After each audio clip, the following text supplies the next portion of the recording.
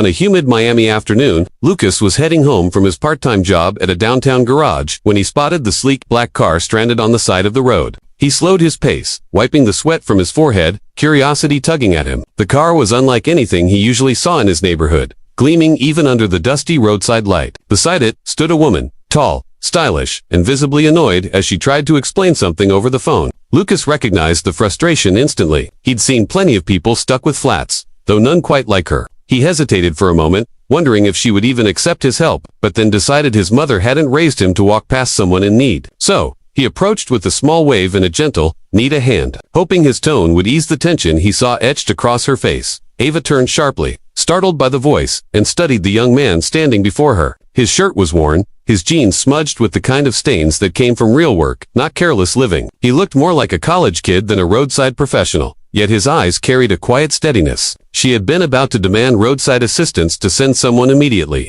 But something about his open, unassuming smile made her pause. People rarely approached her without some angle: networking, business deals, flattery, but this man offered only help. "I'm fine," she started, almost dismissing him, but the way he tilted his head, genuinely waiting for her answer, softened her resistance. She sighed, slipping her phone back into her designer handbag. "Actually, yes. This thing doesn't seem to care how much I paid for it." Lucas chuckled softly, crouching down to inspect the tire. "They never do," he said, pulling at the lug nuts with practiced fingers. His movements were efficient, precise, the kind born from hours spent fixing cars that weren't his own. Ava leaned against the car, crossing her arms, half curious, half skeptical. She couldn't remember the last time she saw someone work without rushing or pretending to know more than they did. The young man was focused, every motion careful. In less than 10 minutes, he had the flat removed and the spare set firmly in place. When he stood, wiping his hands on a rag he had pulled from his pocket, there was no arrogance in his expression. Only a small grin, as if fixing a luxury car on the side of the road was just another favor for a neighbor. Watching him, Ava felt something she hadn't expected: relief. She had wealth enough to call any service,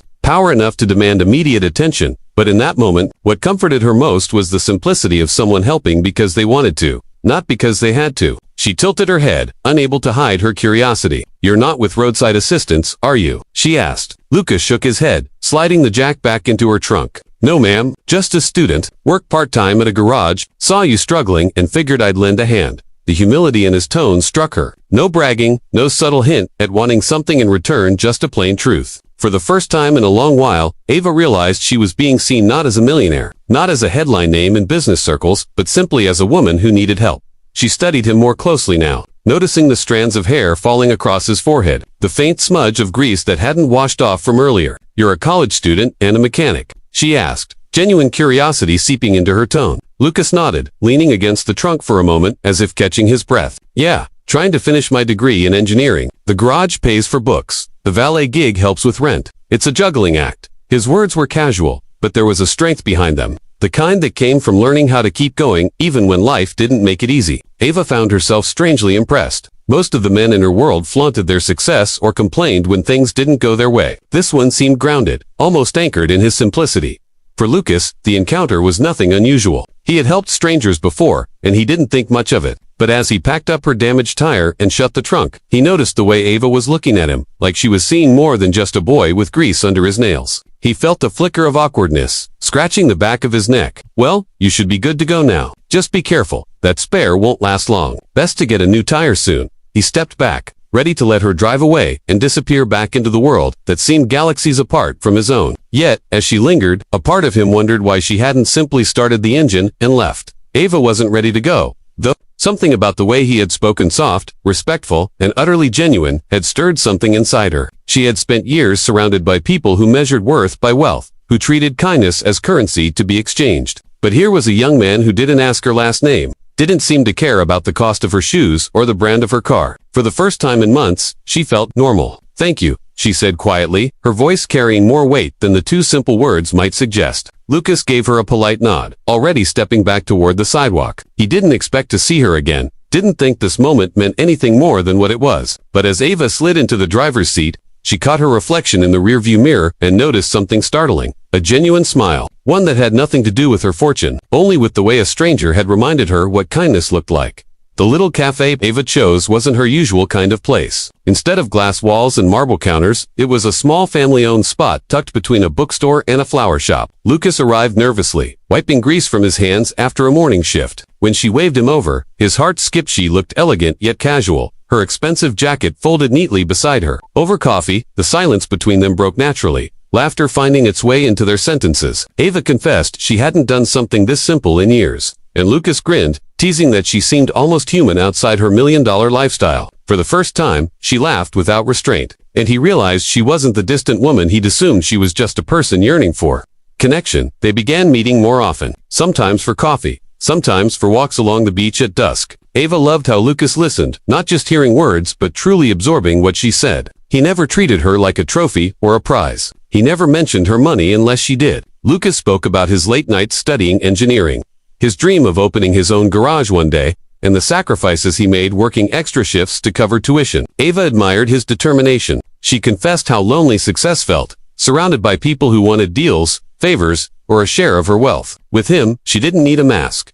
Lucas was surprised by how comfortable he felt around her. Normally, wealthy people made him feel small, as though he didn't belong. But Ava never looked down on him. Instead, she listened with wide eyes, curious about his world. He noticed the way she leaned forward when he explained how engines worked, or when he shared childhood stories about fixing bikes in his neighborhood. Her laughter came easily, lighting up her face in ways no luxury or spotlight could achieve. He started to think less about her status and more about how she made him feel seen, valued, alive. Ava couldn't help but test him sometimes, curious if his kindness was real. She'd casually mention the lavish parties she attended or the business deals worth millions, waiting for a flicker of greed. But Lucas never flinched. He'd nod politely, then steer the conversation back to ordinary things like which beach had the best sunset view or how the cafe's muffins were better than any five-star dessert. His ability to keep her grounded was refreshing. She found herself opening up about her fears, her doubts, even her failures, things she'd never dared admit in her corporate world. One evening, Ava invited him to her penthouse for dinner. Lucas hesitated, worried he might not fit in her glittering world. But when he arrived, he was surprised. It wasn't the grand halls or expensive decor that caught his eye, but how empty it felt. The view was breathtaking, yet lonely. Over homemade pastua's attempt at cooking, they laughed when the sauce burned, and Lucas offered to order pizza instead. Sitting on the floor with slices in hand, surrounded by skyscrapers glowing outside the window, Ava realized she hadn't felt this free in years. As weeks passed, the bond between them deepened. Lucas admired her intelligence,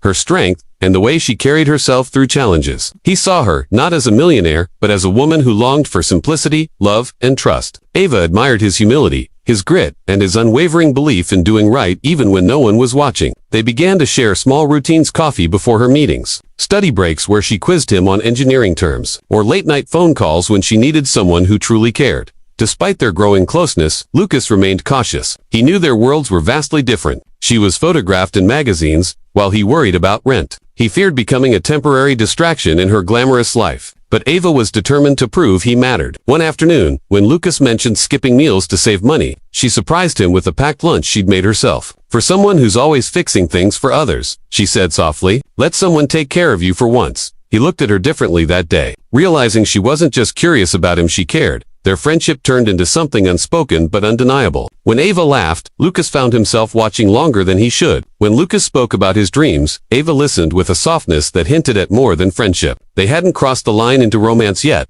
but the current between them was strong. Every goodbye felt like a pause, not an end. Every glance held possibilities neither dared voice aloud. For Ava, he was a reminder of what love could look like when it wasn't entangled with money. For Lucas, she was proof that kindness and sincerity could reach even the loneliest heart. By the time autumn rolled in, Ava found herself thinking of Lucas more than her business deals. The parties felt dull without him, and the silence in her penthouse felt heavier when he wasn't around. Lucas, too, realized that his days were brighter when he saw her smile. Their worlds were still different, but neither cared as much anymore. What mattered was the connection growing between them, something fragile, yet powerful enough to change both their lives. Weeks slipped by in a rhythm neither Lucas nor Ava expected. What began as small moments of gratitude turned into deliberate choices to spend time together. She visited his modest garage, watching him work with quiet admiration as he patiently explained the mechanics of engines. He teased her when she tried to help but fumbled with the tools, her laughter echoing off the metal walls. At night, she invited him to stroll along the ocean, where the city lights shimmered across the waves. It wasn't luxury or glamour that drew her closer. It was the peace she felt walking beside him.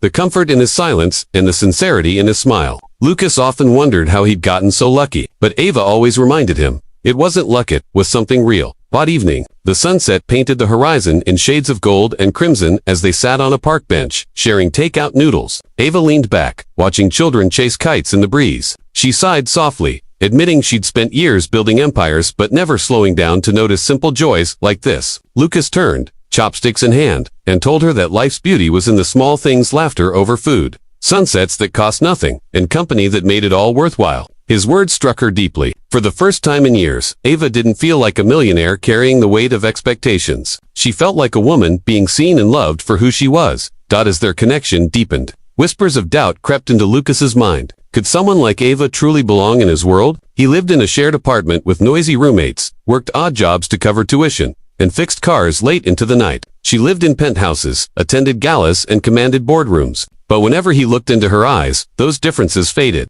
Ava never mocked his struggles. She honored them. She often told him she admired his resilience more than any fortune. When Lucas voiced his fears, she squeezed his hand and whispered, "I don't need someone to match my wealth, Lucas. I need someone who matches my heart." Those words stayed with him, echoing long after. It wasn't long before Ava's circle began to notice. Friends and colleagues whispered, surprised at her choice to spend time with a young mechanic rather than the polished suitors lining up at her events. Some even scoffed, warning her it would never work. But Ava didn't care. She had spent years surrounded by people chasing her fortune, yet none of them ever brought her happiness. Lucas did without trying, without asking, simply by being himself. Their bond wasn't built on appearances or status, but on trust, laughter, and a shared longing for something genuine. When questioned, Ava would smile and reply, "Sometimes the heart chooses what the world can't understand." One night, as they walked along the beach, Ava stopped suddenly, her gaze fixed on the rolling waves. The wind tugged at her hair as she whispered, "Funny how a flat tire gave me something I never knew I needed." Lucas blushed, kicking the sand gently, his heart racing. He admitted he felt the same, that her presence had changed his world in ways he never imagined. He confessed how he used to measure his worth in money, grades, or hard work. But with her, he felt valuable just as he was. Ava's eyes glistened as she reached for his hand, their fingers intertwining under the fading sun. In that moment, the distance between their lives melted away. From then on, love wasn't a question, it was a promise they carried in everything they did. Lucas started inviting her to his classes, where she cheered him on during presentations. Ava, in turn, let him peek into her world, bringing him to charity events instead of glamorous parties. To the public, they looked mismatched. A millionaire woman in designer gowns walking hand in hand with a young man in simple clothes. But to them, it was perfect. Their love was proof that sincerity could cut through society's expectations. Their dates weren't about extravagance, but about authenticity: as cream cones on the boardwalk, cooking experiments that often failed, late-night drives with music turned high. Over time, their bond grew unshakable. Ava found herself sketching plans with him, talking about dreams not defined by wealth, but by fulfillment.